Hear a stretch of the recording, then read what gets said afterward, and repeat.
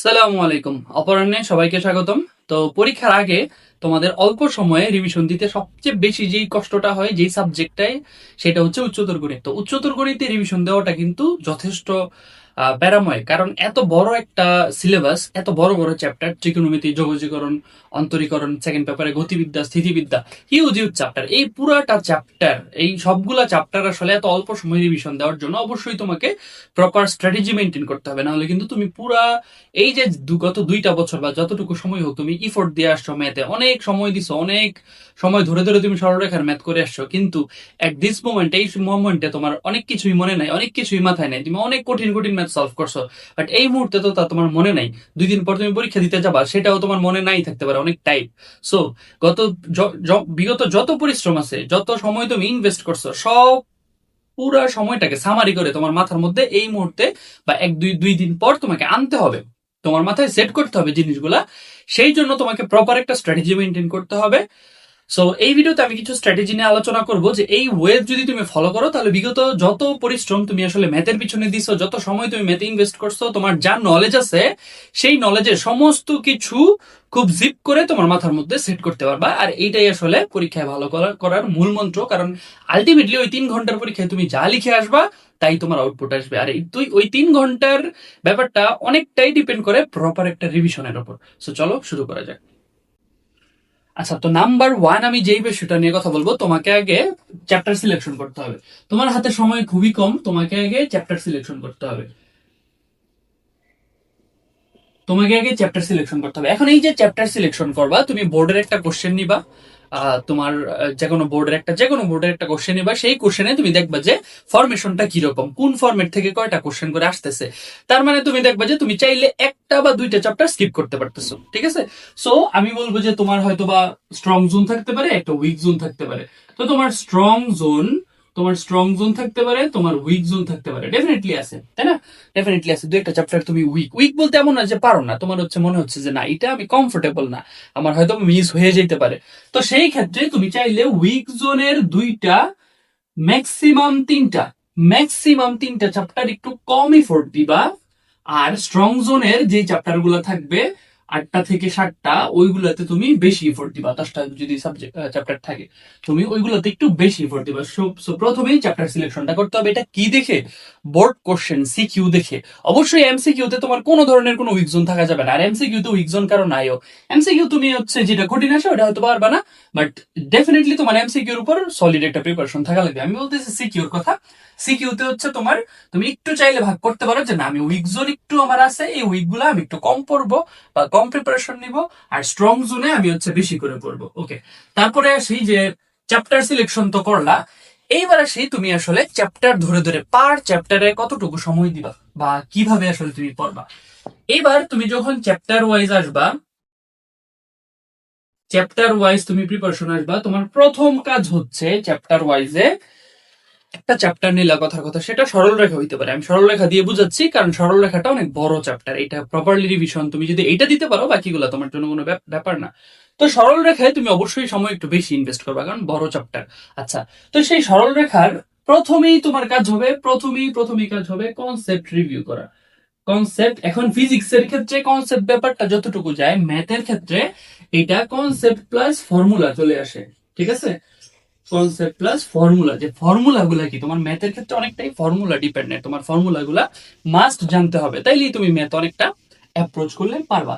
তো এই যে কনসেপ্ট প্লাস ফর্মুলা, এই যে সরলরেখাতে যত ধরনের কনসেপ্ট আছে, যত ধরনের ফর্মুলা আছে, সবগুলো তুমি রিভিশন দিবা, সবগুলো। এই জিনিসটা করতে তোমার খুব বেশি সময় লাগবে না, যদি না তোমার রিভিশন ম্যাটেরিয়াল না থাকে।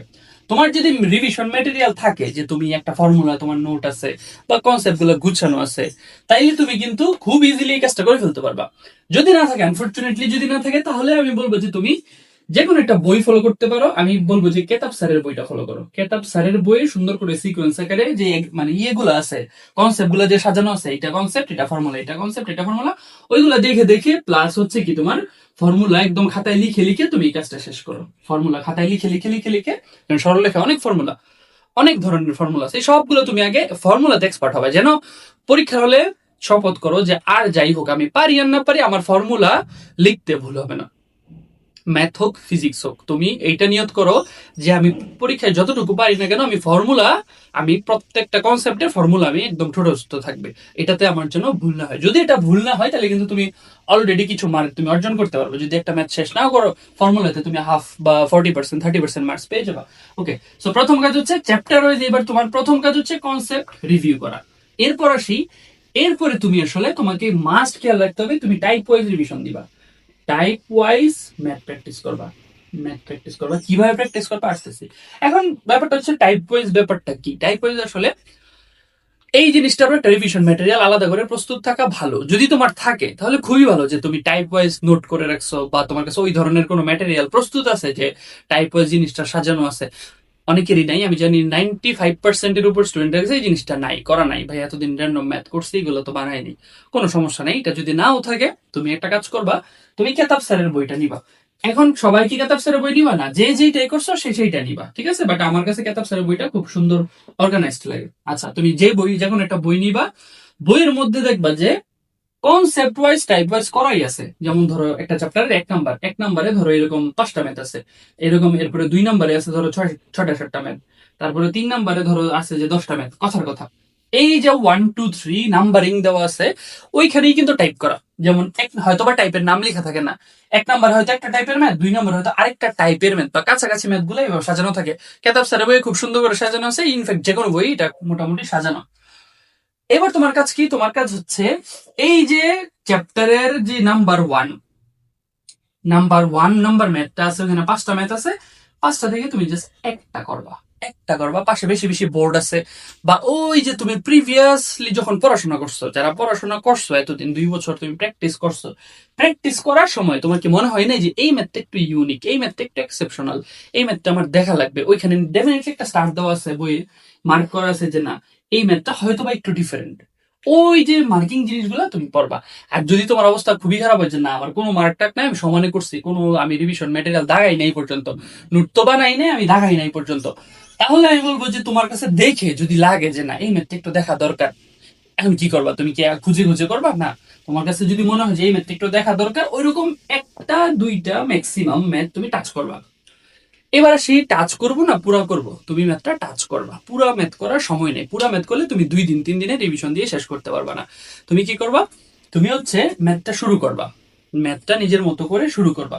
কথার কথা, তুমি শুরু করছো, ঠিক আছে? তুমি শুরু করছো, একটা লাইন লিখছো, 2টা লাইন লিখছো, ফর্মুলা লিখছো। তুমি যেই মুহূর্তে ফিল করবা, যেই মোমেন্টে গিয়ে তুমি ফিল করবা যে না বাকিটুকু আমি পারবো, আবার এটা জেনুইন ফিলিংস হইতে হবে, এমন না যে না পারবো নাকি পারবো না, পারবো নাকি পারবো না, এরকম হওয়া যাবে না। তোমার বুঝতে হবে যে না, আমি বাকি ম্যাথটা ডেফিনেটলি 100% কনফিডেন্ট যে আমি পারবো, ওইখানেই ম্যাথটা রেখে দাও। এত সময় নেই যে পুরো ম্যাথ শেষ করা, ঠিক আছে? তাহলে তোমার দেখা গেল যে একটা দুইটা ম্যাথ হয়তো বা করা লাগবে, অনেক ম্যাথই তোমার করা লাগবে না, অর্ধেক গিয়ে শেষ হয়ে যাচ্ছে, তাহলে সময় টাইম কিন্তু সেভ হচ্ছে। ওকে, সো এইভাবে তুমি নাম্বার 1 থেকে তুমি একটা দুইটা করলা, নাম্বার 2 থেকে তুমি হচ্ছে একটা দুইটা, এরকম একটা দুইটা, একটা টাইপ থেকে একটা দুইটা তিনটার বেশি করার দরকার নেই। এবার আসি, আমি কি একদম নাম্বার 1 থেকে শুরু করবো, 2 থেকে শুরু করবো? আমি বলবো যে তুমি একটা কাজ করতে পারো, সবাই এটাতে কমফোর্টেবল হবে না, তুমি চ্যাপ্টারের লাস্ট থেকে আসবা। কথার কথা, সরল রেখার ক্ষেত্রে তুমি করবা কি, 2 নাম্বার এটা, সরল রেখার ক্ষেত্রে তুমি একটা কাজ করবা, তুমি কথার কথা 7.7 থেকে আসবা। তোমার তো সব কনসেপ্ট রিভিউ করা শেষ, যে কোনো কনসেপ্ট দিলেই তোমার বোঝা উচিত। তুমি এক কাজ করবা, 7.7 এর লাস্ট ম্যাথ থেকে আসবা। 7.7 এর ধরো 1 থেকে 20 নাম্বার করে ম্যাথ আছে, এই যে 20 নাম্বার দিয়ে তুমি শুরু করবা। 20 নাম্বারের একটা দুইটা ম্যাথ দিয়ে তুমি শুরু করবা, তারপর 19-এ আসবা, তারপর 18-তে আসবা, তারপর 17 আসবা, তারপর 16-তে আসবা, এইভাবে উল্টা আসবা। কেন উল্টা আসবা?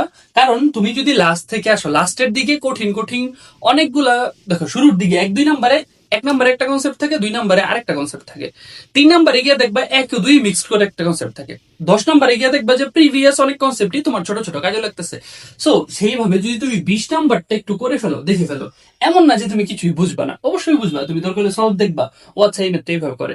20 নাম্বারটা যদি করো, 19 নাম্বারটা যদি করো, 18 যদি করো, 16 যদি করো, 17 যদি করে ফেলো, তাহলে কিন্তু প্রিভিয়াস এই যে 1 থেকে 16 পর্যন্ত যেই টাইপের ম্যাথ গুলা থাকতে পারে, ওইগুলো তুমি অটোমেটিক পারবা, ওইগুলো তুমি অটোমেটিকই তোমার হয়ে যাবে, ন্যাচারাল, ঠিক আছে? সো এইভাবে যদি করো, তাইলে বাই চান্স যদি তুমি 1 পর্যন্ত নাও যাও, তাও খুব একটা সমস্যা হবে না, কারণ অলরেডি তোমার ওইগুলা করা হয়ে গেছে ভিতরে, ঠিক আছে? আর ম্যাথ কিন্তু বেশি আসবে লাস্টের গুলা থেকেই। লাস্টের জোন থেকেই ম্যাথ কিন্তু মূলত আসবে। ঠিক আছে, তুমি খেয়াল করে দেখো। তো এইভাবে তুমি 7.7 শেষ করলা, এরপর 6, এরপর 5, এরপর 4, এরপর দেখবা 3, 2, 1 তোমার ধরা লাগতেছে না, তুমি ওগুলো এমনি পারবা। ঠিক আছে, এটা একটা এক্সাম্পল দিলাম যে এটা হচ্ছে তোমার এইভাবে তুমি কথার কথা বড় চ্যাপ্টার হোক ছোট চ্যাপ্টার হোক তুমি এইভাবে এই প্রসেসে তুমি পড়বা। ঠিক আছে, তো এইভাবে তুমি আসলে যদি সবার আগে এই স্ট্রং জোনের বড় বড় চ্যাপ্টার গুলো তুমি যদি পড়ে ফেলো, বড় বড় চ্যাপ্টার গুলো যদি তুমি পড়ে ফেলো, তারপর কিন্তু ছোট ছোট চ্যাপ্টার থাকবে। ঠিক আছে, সো এইভাবে আমি বলবো তুমি আগে সিকিউর প্রিপারেশন শেষ করবা। ঠিক আছে, সিকিউর যত এই যে এই চ্যাপ্টার ওয়াইজ এরকম করে তুমি 8টা কথা 2টা 3টা যদি তুমি বাদ দাও 8টা চ্যাপ্টারের কথা সিকিউ তুমি শেষ করবা প্রপারলি। সিকিউ রিভিশন দেওয়া শেষ। ম্যাথের ক্ষেত্রে তুমি যদি সিকিউ পারো, আমি তোমাকে বলতেছি তুমি এমসিকিউ সব পারবা। এমসিকিউতে তুমি টাইম ম্যানেজমেন্ট ঠিক হবে না, বাট তুমি ম্যাথ সব পারবা। এমসিকিউর ম্যাথ আসলে কি আসে, ওই সিকিউর ছোট্ট একটা কনসেপ্ট। এটা ফিজিক্স না যে থিওরি আসবে তোমাকে রিডিং দেওয়া লাগবে, কেমিস্ট্রি না যে রিডিং দেওয়া লাগবে। সো ম্যাথে তুমি যদি সিকিউ ভালোভাবে পারো, যত ফাস্ট করতে পারো তোমার এমসিকিউ তত ফাস্ট হবে। এখন আসি সিকিউর মধ্যেই এমসিকিউর প্রিপারেশন কম্বাইন্ডলি নেওয়া যাবে। তুমি যদি পরীক্ষার আগে এমসিকিউ টাচ নাও করো, আমি বলবো যে কোনো সমস্যা নাই, জাস্ট একটা ওয়ে ফলো করো। সেটা হচ্ছে তুমি যখন ম্যাথ গুলা করবা, সিকিউর বইয়ের ম্যাথের কথা বলতেছি, তুমি যদি যখন বইয়ের ম্যাথ গুলা করবা, তখন তোমার একটা কাজ হবে যে না, আমি নিজে নিজে খুব ফাস্ট ট্রাই করব। মানে তুমি খাতা কম টাচ করার চেষ্টা করবা, আঁকিবুকি করে। কথার কথা সরলরেখার একটা ম্যাথ আছে, এটা এইভাবে, তাহলে আমার রেখাটা হচ্ছে কথার কথা এরকম, তাহলে এটা একটা পয়েন্ট, এটা একটা পয়েন্ট আছে, এটা সমীকরণ, এটা সমীকরণ, এইভাবে আঁকিবুকি করে ট্রাই করবা ম্যাথগুলা। এই 1 লাইন 2 লাইন করে রাফের মতো করে একটু করা যায় কিনা, মানে অত স্পেস দিবা না, একটু ফাস্ট থিঙ্ক করার ট্রাই করবা, ক্যালকুলেটর মারবা, মেরে আনসারটা ম্যাচ করাবা। এইভাবে কিন্তু আলটিমেটলি তুমি ম্যাথ প্র্যাকটিস করতেছো, ওই যে বইয়ের বললাম আস্তে আস্তে আসো। ম্যাথ প্র্যাকটিস হচ্ছে, পাশাপাশি কি হচ্ছে তোমার এমসিকিউর একটা চর্চা হয়ে যাচ্ছে, যে অল্প সময়ে কিভাবে ম্যাথ করা যায়। হয়তো একটা সিকিউর একটা ম্যাথ করতে হয়তো বা তোমার সময় থাকবে 10 মিনিট 15 মিনিট, তুমি সেই ম্যাথটা 2 মিনিটে করে ফেলো। 2 মিনিটে জাস্ট মাথার মধ্যে সাজা আনসারটা বের করে ফেলো, ছোট ছোট করে, একদম বড় করে না করে, বা ক্যালকুলেটরে করে ফেলো। এইভাবে কিন্তু তোমার এমসিকিউ প্র্যাকটিসটাও হয়ে যাচ্ছে। সো আমি বলবো যে এইভাবে তুমি যদি করো, তাহলে তোমার এমসিকিউ ধরে দেখা গেল তুমি আলাদা করে করা টাইম পাইলা না, এমসিকিউ তুমি আলাদা করে টাইম পাইলে না, কোনো সমস্যা নেই, লাগবে না সময়, সময় না দিলেও চলবে।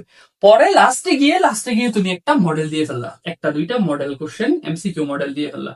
ঠিক আছে, একেবারে লাস্টের দিকে গিয়ে তুমি হয়তো বা 2-3টা মডেল, বা লাস্ট ডেতে এসে তোমার কথার কথা পরীক্ষা কালকে, তুমি আজকে দুপুরের দিকে বা বিকেলের দিকে 2-3টা এমসিকিউ হাতে একটু পরীক্ষার মতো দিলা, হয়তো প্র্যাকটিস হয়ে যাবে টাইম ক্যালকুলেশনের। বাট ম্যাথের এমসিকিউর ক্ষেত্রে মেজর যেই প্র্যাকটিসটা এটা সিকিউর সাথেই তুমি করে ফেলবা, তাহলে তোমার জন্য অনেক সহজ হয়ে যাবে। তো এইভাবে আমি বলবো যে তুমি বড় বড় চ্যাপ্টার থেকে ধরে ছোট ছোট চ্যাপ্টার সব যদি শেষ করো, আই থিঙ্ক খুব একটা সময় লাগবে না ইনশাল্লাহ। এরপরও কেউ কেউ কিছু কিছু চ্যাপ্টার অনেক বেশি দুর্বল, যেমন ত্রিকোণমিতি অনেকেই পারো না, ডিফারেন্সিয়েশন অনেকেই পারো না, ইন্টিগ্রেশন অনেকেই পারো না। সেই ক্ষেত্রে আমি বললাম প্রথমে যে স্ট্রং জোন উইক জোন ভাগ করে তুমি একটু ক্যালকুলেটিভ রিস্ক নিবা, যে না আমার কিছু চ্যাপ্টার আমি চাইলে বাদ দিতে পারি, কিছু চাইলে আমি নাও দিতে পারি, বা অল্প প্রিপারেশন নিতে পারি। ঠিক আছে, আর এরপরও যারা মনে করতেছো যে এইভাবে পড়েও যে ভাই শেষ হচ্ছে না, হ্যাঁ, এইভাবে দেখানোর পরও যদি দেখো যে শেষ হচ্ছে না, তারা একমাত্র আমি বলবো যে সাজেশন বেসড প্রিপারেশন নাও, কারণ কিছু করার নাই আর, তুমি বাধ্য। তোমার প্রিপারেশন যদি ম্যাথে বেশি খারাপ থাকে, তুমি আসলে সাজেশন বেসড প্রিপারেশন নাও, যে একটা চ্যাপ্টারের হয়তোবা 4-5টা টপিক থেকে কোশ্চেন আসার সম্ভাবনা অনেক বেশি, নট 100%, বাট অনেক বেশি। সেই বেশিটা তুমি কভার করো, বাকিটা স্কিপ করো। এটা কিছু করার নাই, এটা হচ্ছে কি রিস্ক নিয়ে আগানো, যে না আমি একটু সাজেশন বেস পড়ে যাচ্ছি, অ্যাক্সিডেন্ট হলেও হতে পারে, বাট অ্যাক্সিডেন্ট হওয়ার সম্ভাবনা কম, বাট হলেও হতে পারে। এই রিস্কটা যারা নিবা, তারা চাইলে সাজেশন বেস পড়াশোনা করে চ্যাপ্টারগুলো শেষ করতে পারো। ঠিক আছে, এইভাবে তুমি ম্যাথ আসলে কমপ্লিটলি 2 দিন, আমি বলবো যে সর্বোচ্চ গেলে এইভাবে পড়লে 3 দিন লাগবে। আর যদি তুমি একটু এফিসিয়েন্টলি পড়তে পারো, একদম দিনে 12 ঘন্টা 13 ঘন্টা করে পড়তে পারো, তাহলে আই থিঙ্ক 2 দিনে এনাফ। 2 দিনে মোটামুটি তোমার একটা পেপার কমপ্লিট হয়ে যাবে ইনশাল্লাহ। সো এইভাবে তুমি আসলে তোমার ম্যাথ প্রিপারেশনটা গুছাবা। আমাদের চ্যানেলে যারা প্রথমবার এসেছো, অবশ্যই চ্যানেলটিকে সাবস্ক্রাইব করে রাখবে, কারণ তোমাদের সামনে পরীক্ষার সময় চলাকালীন ম্যাথের প্রত্যেকটা চ্যাপ্টার কিভাবে অল্প সময় রিভিশন দিবা, বা চ্যাপ্টার ওয়াইজ রিভিশন ক্লাসগুলো আমরা কিন্তু নিয়ে আসবো। আসসালামু আলাইকুম।